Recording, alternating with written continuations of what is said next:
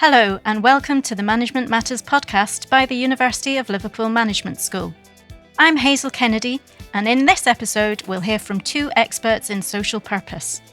Andrew Beattie leads on engagement and impact at Kindred, an organisation which invests in socially trading organisations to make a positive difference. He's joined by Professor Mike Zundel, who is Professor of Organisation Studies and has published journal articles and books on social purpose strategy and entrepreneurship.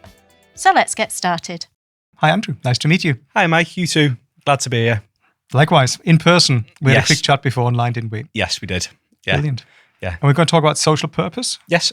Sounds good. Do you want to kick off? I mean, social purpose, what does it mean for you or something? Yeah, so a bit of an introduction to myself. So I'm Andrew Beattie. I am the engagement and impact lead for Kindred. And we as an organisation we exist to grow the social economy across the Liverpool city region. And we do that through money, and we do that through support and through collaboration. And so social purpose for me is, well, from a business perspective, it's businesses that have obviously an economic kind of ambition, so they need to kind of trade and become sustainable, but they've also got a social mission which is kind of tied to that. So they do good through the work they do, whether that's through, and it can be lots of ways, but it could be through employment, through kind of buying locally, investing in their community. So they're organisations that are really embedded in their community. Brilliant. Yeah, nice. Mm-hmm. Yeah. What's a social purpose mean to you? Thank you. Yeah. Well, just by way of introduction, I'm Mike Zundel. I'm a professor in organisation studies at the University of Liverpool Management School. Mm-hmm. And I'm quite interested in strategy loosely. And strategy is all about who you are, what your purpose is, and what you do once you know what your purpose is, and what you do to find out your purpose. But I've also had a quite long-standing interest in entrepreneurship.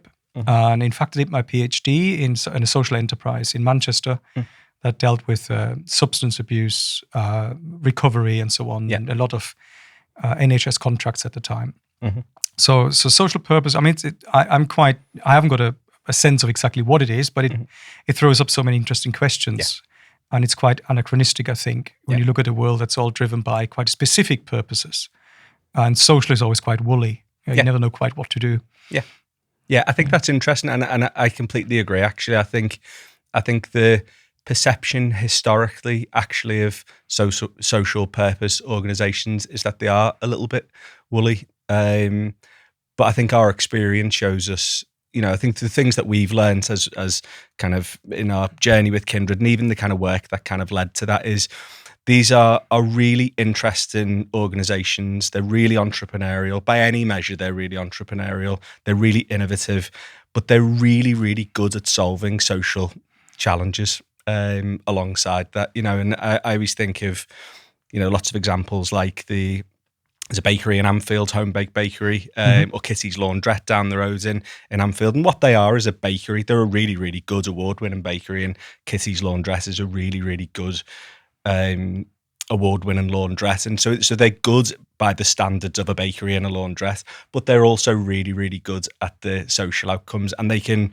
be really specific in how they measure their benefits to community, whether it's employing people that have been out of work so bringing people back into the workforce, whether that's providing social infrastructure and community space, and they can actually measure the value of that impact. And so I think whereas historically it's been perceived as woolly, my sense is that is changing now, actually. I think that, these organisations and, the social economy is in a place now of maturity where it can be more specific about the good that it does. I think that's two really interesting bits we could maybe play with a little, if you don't mind. Of course. One is perhaps this.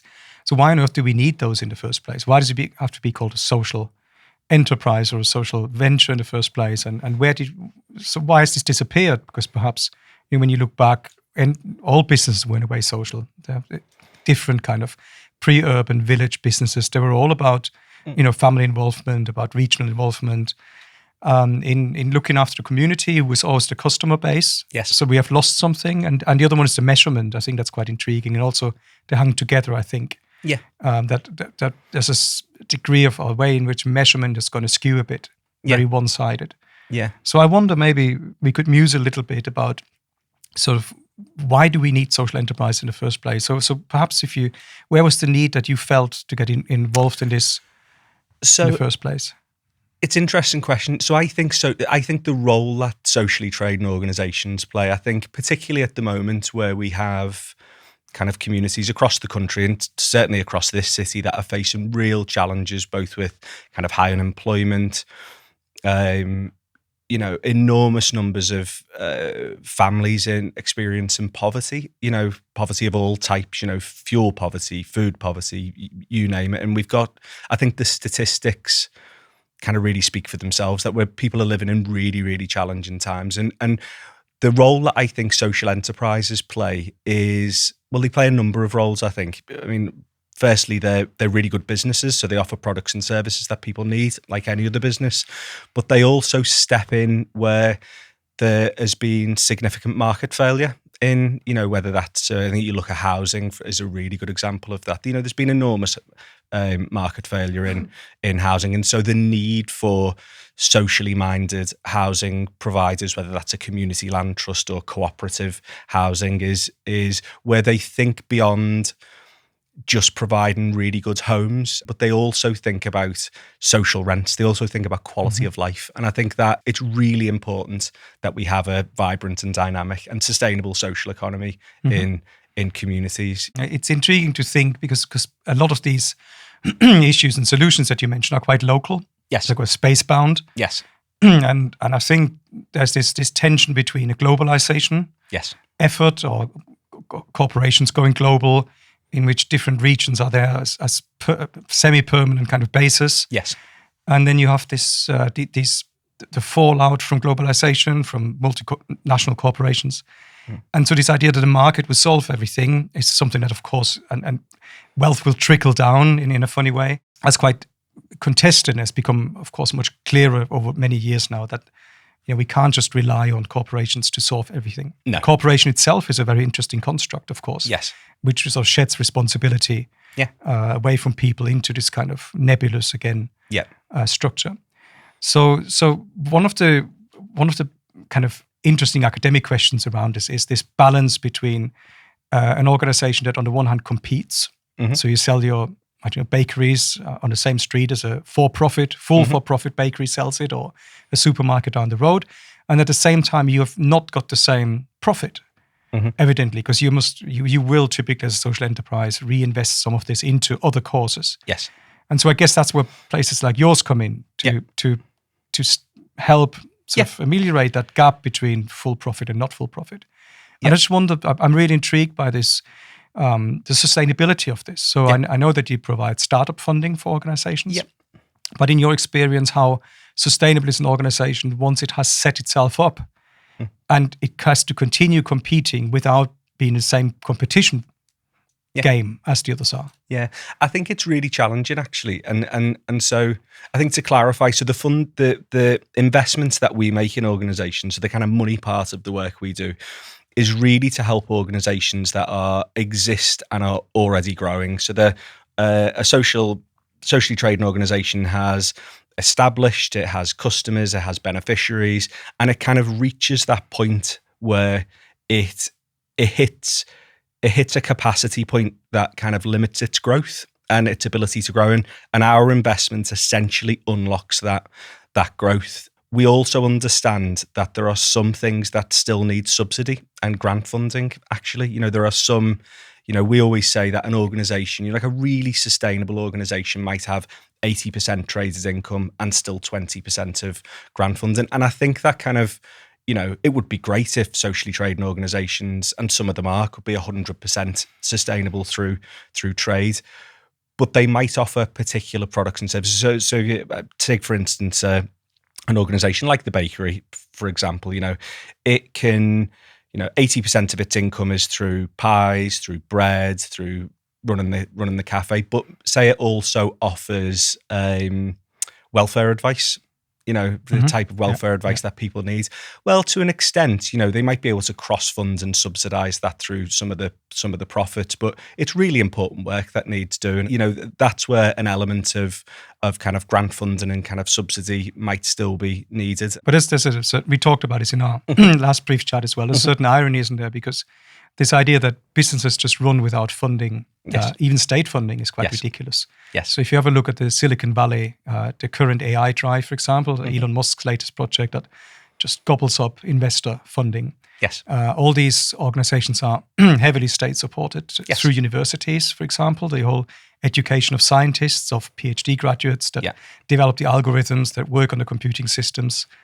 There's large military spending that goes into these organizations as well, veiled as semi-commercial or defense contracts. Yes. But they're really not much different from what you provide. Yes. It's just that the purpose is different. Yeah. So it's labeled as this is the future of I don't know, a particular industrial cluster that's going to drive, I don't know, competitiveness of the region, the leveling up, all these words we swallow with ease, and we just buy into them. Yeah. Or it's about defense, or it's about anything else. Yeah. But as soon as the purpose shifts and you say, well, we want money for another purpose, it dries up. Yeah. So it's quite intriguing, yeah. What we would look for is kind of a level playing field. As you said, on one hand, we look at subsidy and grant, and we look at that and almost say, well, that's unsustainable for that organisation to get a little bit of grant money to do the really good work it does in a community. But yet we're totally fine with huge subsidies going into advanced manufacturing, for example. We're fine with that because almost one of them is seen as more important or more significant or better growth than the other. I think it's a perception thing. I think it's growing a different thing, isn't it? It's growing a different thing. Yeah, and if the growth is about economy, then the idea is that it will somehow feed back and trickle down to come back to this funny idea that wealth redistributes itself automatically. Yeah. But it's a false economy also, because if you look at kind of funding things in community like socially trading organizations, and you look at kind of social investment, for example, and our model is 0%, so we don't charge any interest on our money, and so you would look at that in comparison to, and the benefit of that in comparison to kind of large state subsidies for manufacturing, for example. Well, if one of those kind of deals with, and we're talking about preventative health at the moment is a big issue. So if one of those actually prevents or does a bit of a job to prevent people going into the NHS, creates huge cost savings potentially for the NHS. And so actually you look at it and you think both things can be looked at equally in terms of the kind of value they add, or the money they save, or the money. I'd like to talk loads more about value and measurement of value, but one more, if you don't mind, before, because what's also intriguing then is that you come in a kind of difficult position in the growth of an organization. Yes.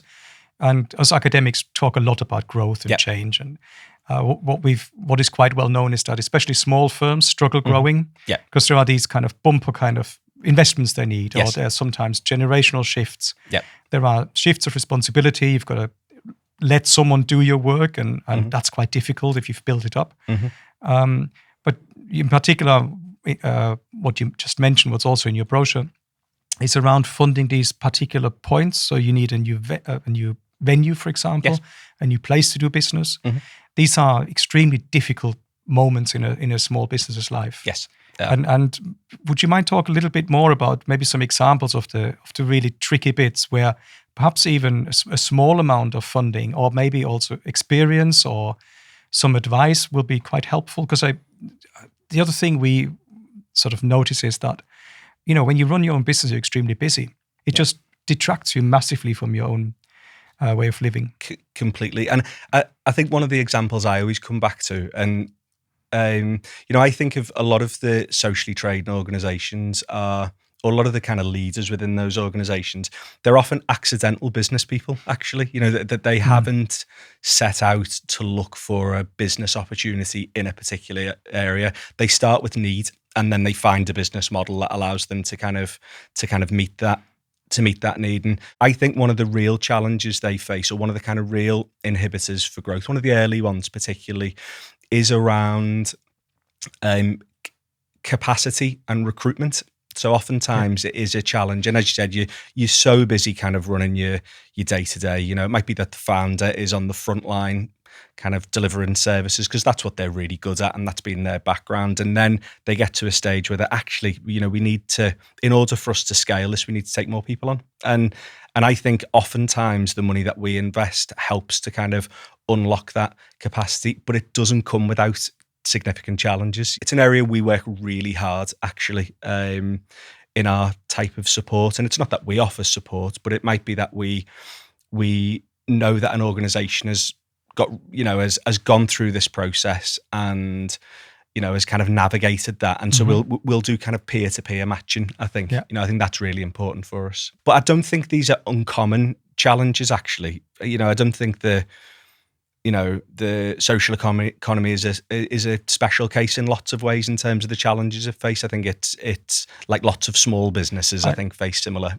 But I think there's more, in more purely commercial ways, there are institutions out there, there are business angels, there are all kind of support groups. It's a quite standardized way. I mean, we talk about the Silicon Valley model, where you typically come up with an idea and then you flog it to an investor. Yes. And the investor brings not just the money, but also the expertise and the networks and all that. Yeah. And I think with the social side, because the growth perhaps is not as, a growth line is not as easily to draw, and the scaling is not as straightforward. Yeah. Because if you do community work, of course, it takes much longer.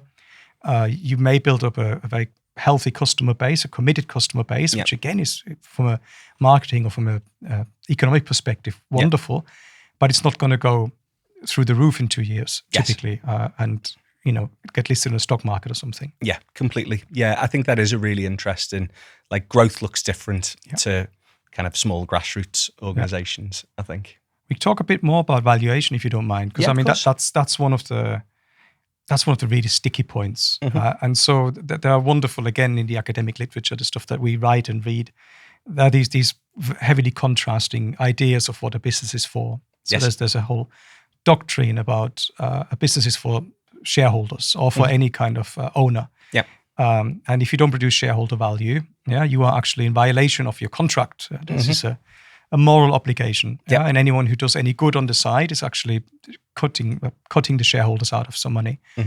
That's wonderful. Milton Friedman, anyone wants to look up, a figure quite well known in the public press as well. And so, but over the years, there have been many, many approaches in my world, at least, of trying to account for other things than just the economic. So a popular one is a triple bottom line, for example, that looks at multiple ways of evaluating people, nature. You can broaden this out.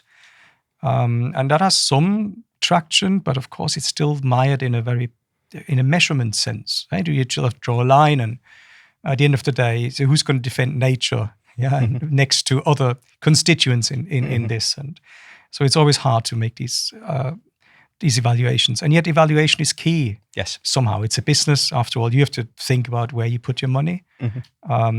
People have to pay their bills at the end of the day. Organizations have to be viable. This is not a charity case. And there's no bottomless pit anywhere to fund anything. So valuation, it's gone a long way, and there are many, many different approaches of evaluating purpose. To come back to the topic that we're talking about, or purposes. And I just wondered if you talked a lot about the multiplicity of these approaches. Could you say maybe one or two examples, and we could maybe unpick them a little bit and play around and see what the kind of sticky points are? Yeah, and I'd love to hear of any kind of examples through research that you've seen as well. And I think you're right, valuing particularly kind of social outcomes. I mean, to an extent, I think it's a bit of a dark art, and actually it's created a whole industry, particularly social value, of, you know, multiple tools, some of which are completely unsuitable for some of the smaller socially trading organizations, because actually I don't think there is a science to kind of measuring this stuff in the main, and it looks very different, you know, for a green space organization in a community, kind of how they can measure impact is probably very different to an organization that is, you know, is a care organization, and there might be much better kind of case studies for how they might measure impact. What we say is to organizations is is start by measuring the things that they can. I think once you've got that, there are lots of tools that you can then use to kind of create a value for those. And thinking of some of the examples recently, Home Baked Bakery, coming back to them, they for every pound you spend there, they generate £20 in social value, and that's the kind of figure, and it's rigorously kind of quantified. But could I come in? I mean, this is intriguing, right? I mean, how rigorous is it? Because so if this is about improvement of someone's life, so if you improve someone's life and improve the quality of life, how do you measure something like this? How do you measure someone not having to go to hospital at a certain point in life? How do you measure a family not breaking up? These are quite hard, and you sort of. I just wonder to which degree these hard measurements. I know one needs them because you have to justify what you do, of course, but to which degree they also get in the way because you're trying to do something that's almost impossible to do. Yeah. So because you're not the only one, of course, with the kind of social enterprise focus. But if you look at a very prominent organization, corporation with a social mission, it's the BBC, for example. Yeah. They entertain, they inform, they educate. Yeah. And I mean, how do you measure any of this? I think measuring social value is a bit of a means to an end at the moment, in that it helps organisations unlock funding, which is a particularly important one, or unlock investment. We take a much more trust approach, actually. We trust their kind of lived experience. Obviously we look with some rigour at their kind of business model to make sure that it's sustainable. But we also, we look at other things actually, like how they collaborate with other organisations, and so we build a bit of a picture of kind of who they are and impact. But we essentially take a lot of it on trust. In truth, we trust people's lived experience. We trust that people in communities they know what they want and need, but they've also got the ideas and kind of entrepreneurial spirit to be able to do it. I think it would be great if in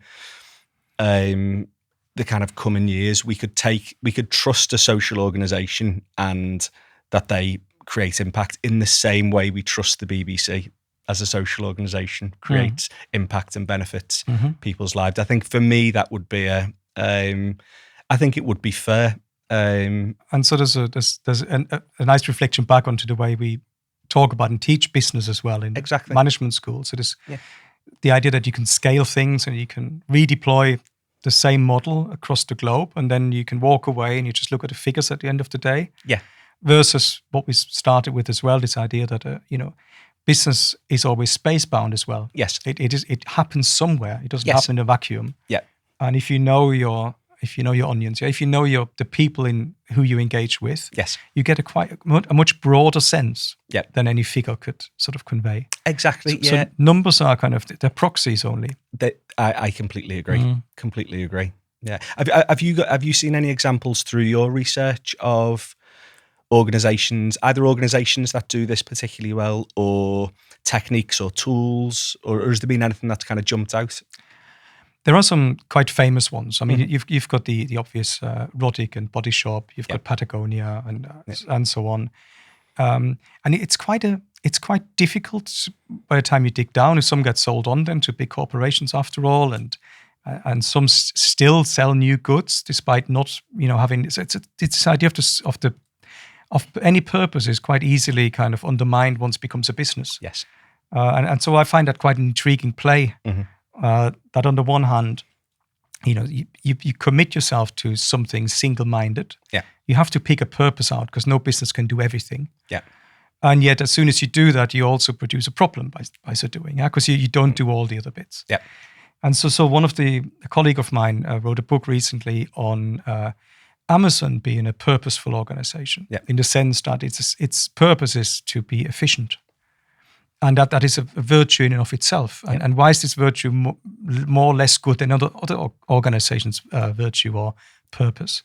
And it's quite hard to argue against it. Yeah. Because in a way, fair enough. But it's quite difficult, I think, to pin down purpose and then especially to tie it to a figure. Yeah. I think so we're almost in the wrong game, I think. And I wonder if there's room to push back a bit against this narrative of we create for every pound, we create £20 in surplus. Yeah. And it should be about, we know these organizations, we know the people. Yeah. they're committed over time, over 10 years maybe, we see that they've done good in the community and people reflect back positively on the organization, which would be a very different way of talking about business. Yeah, 100%. And you know, I think we kind of think of this in family businesses. I mean, the other thing I would say about social businesses is I think most business is social business, actually. Some on some level, as you said before, you know, most businesses are rooted in a community. They deal with people. I think particularly with kind of small businesses, one of the reasons we coined the phrase socially trading organisation was to be intentionally accessible, actually. You know, I think it is, you know, you look at kind of, and I even know some kind of local family businesses that have existed for 50, 60, 70 years. You know, they're on their second generation family owner. They employ local people. They spend money in their community. They've got local supply chains. You know, they use local cafes and local. You know, like they're really embedded. They're as much a social business as anyone. They probably wouldn't self-identify as a social business. And so I think you're right. I think, you know, changing the narrative somehow and kind of viewing over time. You know, it's almost it's that kind of, you know, it's judging it based on results over a time period, isn't it? There's also this time thing works the other way around as well, doesn't it? Because the customer base as well. Yes. Customers also are part of this. Yes. So we should have a socially buying customer theories maybe around, and because going local and buying local things is important. Yes. And the idea that it's just a price point that decides everything. From a bigger perspective, it's very short-sighted, but it's very hard, of course, to get someone to buy the same thing for more. Yes. One of the other elements when we talk about the sustainability and the long-term things, we briefly talked in our previous chat about ecosystems as well. So I'm quite curious what your experience is of bringing businesses that are either socially minded but not self-labeling social trading organizations, or organizations that have made it, that have grown. What role do they play in fostering other organizations? So what can one put in place, perhaps more than we do at the moment, to help this exchange between those who have gone through it and those who go through it? I mean, at our university, we do lots of mentoring for students, for example. So third years mentor first years. Something like this, it happens, but very informally. Yeah. But maybe, again, how do you contribute and what's your experience there? A big part of the work we do is kind of linking. So it's kind of, you know, it might be an organization or a group of organizations come with a particular challenge, and we know that somebody has kind of been through that challenge, you know, dealt with it really well, is now somewhat of an expert through lived experience of having gone through it. And so, and in those cases, we will kind of match person to person. I think the clustering in a kind of hyper-local ecosystem is also really important. And so it's interesting actually, organizations we invested in 3, 4, 5 years ago are now at a position where almost they've become a bit of an anchor organization in the system. And, you know, they're coming to us to say, well, how can I support the next generation of organizations that kind of grow up in our area? Or how can we be a bit of a kind of a beacon and kind of share knowledge and experience? And we're still kind of figuring out how that might work, to be honest, you know, but I do think, you know, all the evidence we, through the work we've done kind of shows that actually those ecosystems are really, really vital for, you know, that kind of peer-to-peer knowledge is the best type of business support that people can get. It's the stuff that enables growth. It builds relationships, actually. And of course, universities are also a big part of this quite typically. So we do quite a few of these growth catalyst programs and so on, and just bringing people together in a curious way and other perspectives in. Yeah. And I guess it also depends a lot on the sector. So if it's craft-based, of course, it's a very different game than if it's high-tech or biochemistry or something, where you have a much more sciencey influence. Yeah. But again, it's this creation of something that goes round a little bit, as opposed to this one-off, and then you stick your head out, an investor comes and you get rich and run off to your island. Exactly. It's a very different way of thinking about, you know, work and business as something that's part of life, as opposed to something that funds a life outside of the place where you actually are. Yeah, completely. And I think one of the other things I think is a bit of a hallmark of the social economy is that it's also non-competitive. People aren't protecting IP in the same way that they are in lots of other industries, and so actually it is. The transfer of people are really open to the idea of transferring knowledge and systems and support. And, most people are happy with growth in the area that they're in. And actually their ambition is to create more impact in their area. I think that's what enables that kind of peer-to-peer ecosystem support in the social economy in ways that it might not happen in lots of other industries, actually. And that speaks quite neatly as well to quite some of the government priorities around efficiency, for example, because that's a very efficient way of operating. 100%. Which goes back to craft-based. If you look at how, knowledge is transferred in clusters perhaps, or between different types of trade. And within different types of trade, it's highly efficient, but it's not based on these highly scalable things. Yes. So it reverses this idea of efficiency from a global phenomenon to something that's very efficient in a certain space. Yeah. I'd be really interested in your perspective on the role of academia and research in supporting ecosystems within a place, actually. I think thank you. That's very intriguing. Well, there are many calls for universities to be enablers. So we get measured a lot, for example, on graduate income, but also on the impact that we produce in the business world, but also social impact at the moment still a quite broad field.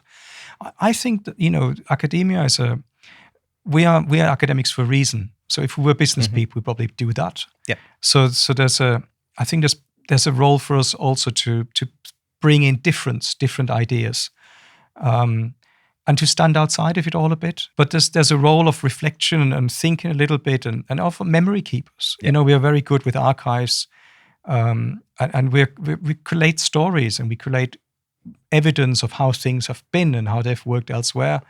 And so to come up with other ways, for example, of accounting and accountability, and to legitimize this.